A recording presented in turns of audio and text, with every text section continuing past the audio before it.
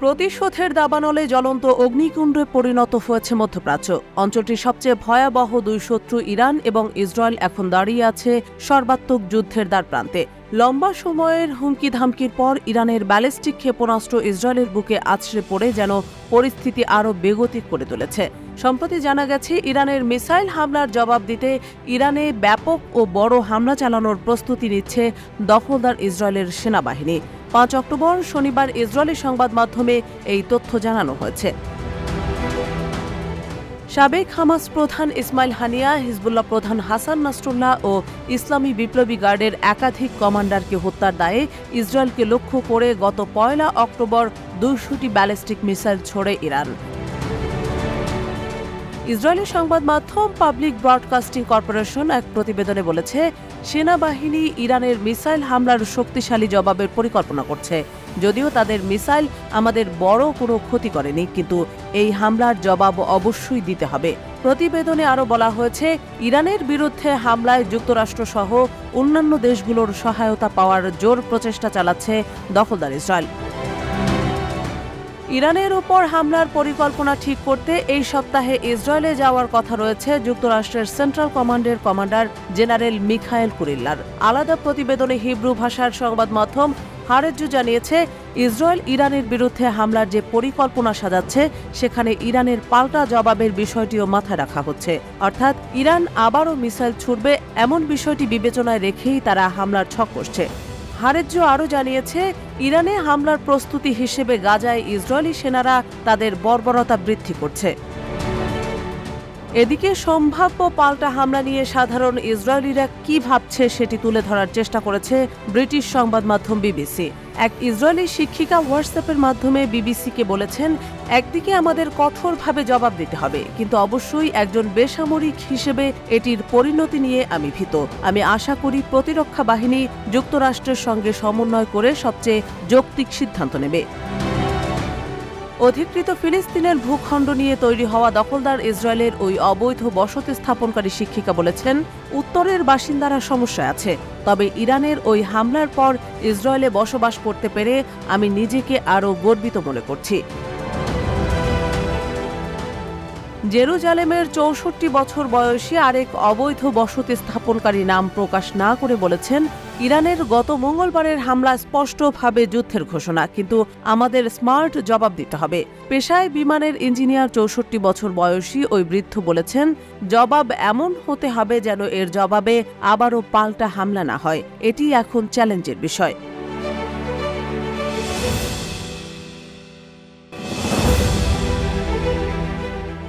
Iran Israel সংঘাত ঘিরে ক্রমশই মধ্যপ্রাচ্যের পরিস্থিতি ভয়াবহ দিকে এগোচ্ছে। আর এর মাঝেই আমেরিকার উদ্বেগ বাড়িয়ে সন্ত্রাসী তালিকা থেকে আফগানিস্তানের শাসক গোষ্ঠী তালেবানকে বাদ দিল ভ্লাদিমির পুতিনের দেশ রাশিয়া। রুশ প্রশাসনের সর্বোচ্চ পর্যায় থেকে এমন সিদ্ধান্ত নেওয়া হয়েছে। গত শুক্রবার রাশিয়ার পররাষ্ট্র মন্ত্রণালয় এ বিষয়টি নিশ্চিত করেছে। রাশিয়ার সরকারি বার্তা সংস্থা তাসের বরাত দিয়ে এ তথ্য জানিয়েছে বার্তা সংস্থা রয়টার্স। আফগানিস্তানের রুশ প্রেসিডেন্ট ভ্লাদিমির পুতিনের বিশেষ প্রতিনিধি জামির কাবুলভের উদ্ধৃতি দিয়ে তাস জানিয়েছে, সিদ্ধান্তটি বাস্তবায়ন করতে বিভিন্ন আইনি প্রক্রিয়ার মধ্য দিয়ে যেতে হবে। তা সত্ত্বেও তালেবানকে সন্ত্রাসী সংগঠনের তালিকা থেকে মুক্তি দিতে সরব মস্কো। রুশ প্রেসিডেন্ট ভ্লাদিমির পুতিন গত জুলাইয়ে বলেছিলেন, তালেবানকে সন্ত্রাসবাদের বিরুদ্ধে লড়াইয়ে মিত্র মনে করে রাশিয়া। এমন মন্তব্যের 3 মাসের মধ্যেই সন্ত্রাসী তালিকা থেকে তালেবানদের নাম সরিয়ে দিল রাশিয়া।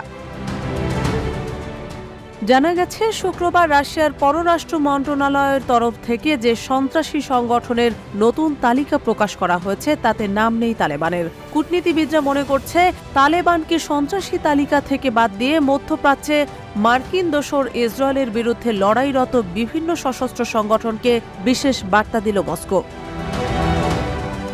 এদিকে রাশিয়া থেকে ধীরে ধীরে তালেবানের সঙ্গে সম্পর্ক গড়ে তোলার চেষ্টা করছে।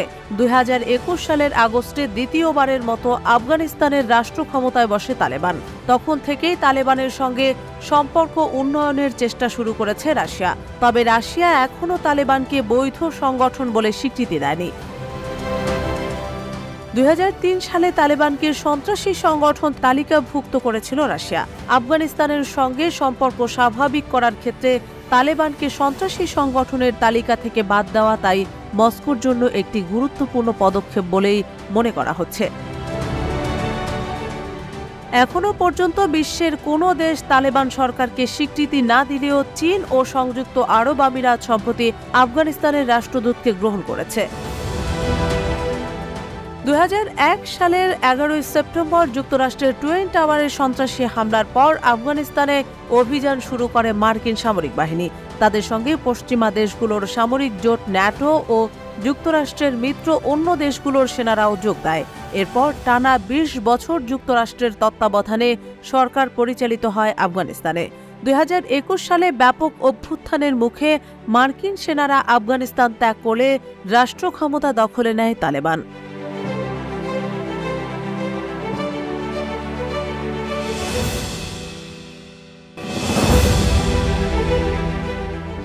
একদিকে চীন, অন্যদিকে পাকিস্তান, দুই শত্রু দেশের হামলার আশঙ্কায় থাকে ভারত।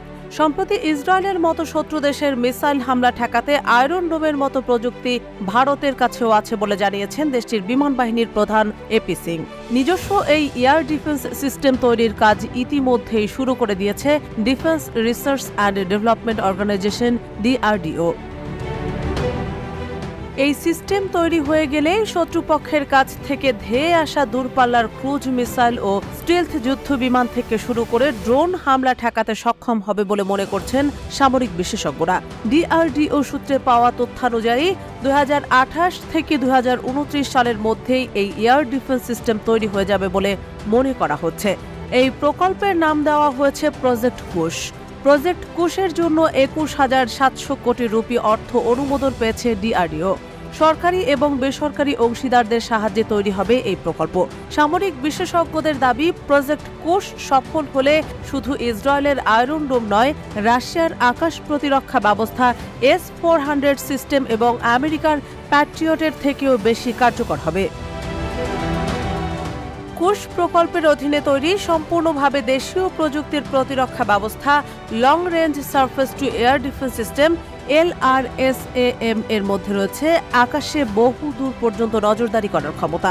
এটি 150 থেকে 350 কিলোমিটার দূরে থাকা মিসাইলকে চিহ্নিত ও তাকে ধ্বংস করতে সক্ষম। কৌশলগতভাবেও কাজ করতে সক্ষম হবে ভারতীয় এয়ার ডিফেন্স সিস্টেম। দুটি ক্ষেপণাস্ত্র একে অপরের দিকে ছোড়া হলে এই প্রতিরক্ষা ব্যবস্থার সেই ক্ষেপণাস্ত্রগুলোকে ধ্বংস করার ক্ষমতা হবে প্রায় 90%।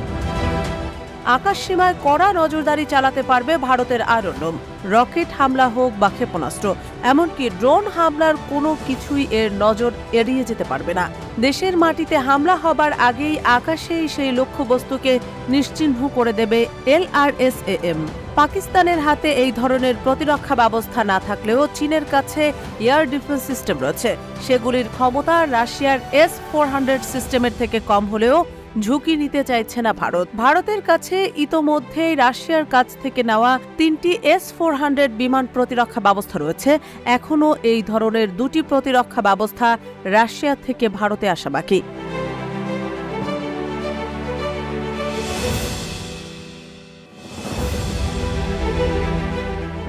বিশ্বের ক্ষমতাধর রাষ্ট্রপ্রধানদের মধ্যে উত্তর কোরিয়ার সর্বোচ্চ নেতা কিম জং উনকে একটু বেশি যেন ভয় পায় অন্যান্য দেশগুলো। বলা হয়ে থাকে, সকলের চোখ ফাঁকি দিলেও কিমের চোখ ফাঁকি দেওয়া অসম্ভব। এমনিতেই রাশিয়ার প্রেসিডেন্ট ভ্লাদিমির পুতিনের সাথে কিমের ঘনিষ্ঠ বন্ধুত্ব চিন্তার গভীর ভাঁজ ফেলেছে পশ্চিমা বিশ্বের কপালে। এর মধ্যে এবার উত্তর কোরিয়ার সঙ্গে সম্পর্ক আরও জোরদার করার প্রতিশ্রুতি দিয়ে বসেছেন চীনের প্রেসিডেন্ট শি জিনপিং। চীনের প্রেসিডেন্ট শি জিনপিং 6 অক্টোবর রবিবার উত্তর কোরিয়ার সর্বোচ্চ নেতা কিম জং উনকে বলেছেন, বেইজিং পিয়ংইয়ংয়ের সাথে বন্ধুত্বপূর্ণ সহযোগিতা আরও গভীর করার প্রত্যাশা করছে। কূটনৈতিক সম্পর্ক প্রতিষ্ঠার বার্ষিকী উপলক্ষে দুই নেতা বার্তা বিনিময় করেন। চীন এবং উত্তর কোরিয়া ঐতিহ্যগতভাবে সমাজতান্ত্রিক মিত্র এবং বেইজিং দীর্ঘদিন ধরে কূটনৈতিকভাবে বিচ্ছিন্ন পিয়ংইয়ং সরকারকে গুরুত্বপূর্ণ সহায়তা প্রদান করে আসছে। উভয় দেশের রাষ্ট্রীয় গণমাধ্যম জানিয়েছে, কূটনৈতিক সম্পর্ক প্রতিষ্ঠার 75তম বার্ষিকী উপলক্ষে শি এবং কিম রবিবার অভিনন্দন বার্তা বিনিময় করেন। বেইজিং থেকে রাষ্ট্রীয় সংবাদ সংস্থা সিনহুয়া জানায়, বার্তায় শি বলেন, কৌশলগত যোগাযোগ ও সমন্বয় জোরদার করতে, বন্ধুত্বপূর্ণ আদান প্রদান ও সহযোগিতাকে গভীর করতে এবং ঐতিহ্যবাহী দ্বিপক্ষীয় বন্ধুত্বের একটি নতুন অধ্যায়ের সূচনা করতে চীন উত্তর কোরিয়ার সাথে কাজ করতে ইচ্ছুক।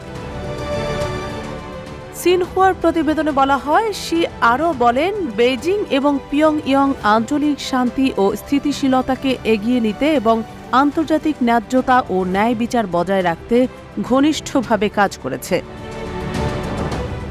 উত্তর কোরিয়ার রাষ্ট্রীয় বার্তা সংস্থা KCNA জানিয়েছে, কিম বলেছেন, পিয়ংইয়ং উত্তর কোরিয়া এবং চীনের মধ্যে বন্ধুত্বপূর্ণ এবং সহযোগিতামূলক সম্পর্ককে সুসংহত এবং বিকাশের জন্য অব্যাহতভাবে চেষ্টা করবে। কোভিড-19 মহামারী চলাকালীন কয়েক বছর ধরে আরোপিত সীমান্ত বিধিনিষেধের অবসানের পর থেকে চীন এবং উত্তর কোরিয়া কূটনীতির গতি বাড়িয়েছে। বিশ্লেষকরা বলেছেন, পিয়ংইয়ং আন্তর্জাতিক নিষেধাজ্ঞা প্রত্যাহার করতে এবং তার সামরিক ও ক্ষয়িষ্ণু অর্থনীতির চাপ কাটিয়ে উঠতে চীনা সংস্থা এবং ব্যাংকগুলোর উপর অনেক বেশি নির্ভরশীল। প্রেসিডেন্ট ভ্লাদিমির পুতিনের ইউক্রেনে চলমান হামলা সমর্থন করে উত্তর কোরিয়ার প্রধান মিত্র রাশিয়ার কাছাকাছি আসায় সাম্প্রতিক মাসগুলোতে চীনের সাথে দ্বিপক্ষীয় সম্পর্ক আপাতদৃষ্টিতে জটিল হলেও এবার হয়তো কিম শি বন্ধুত্ব শিথিল হওয়ার সময় এসেছে।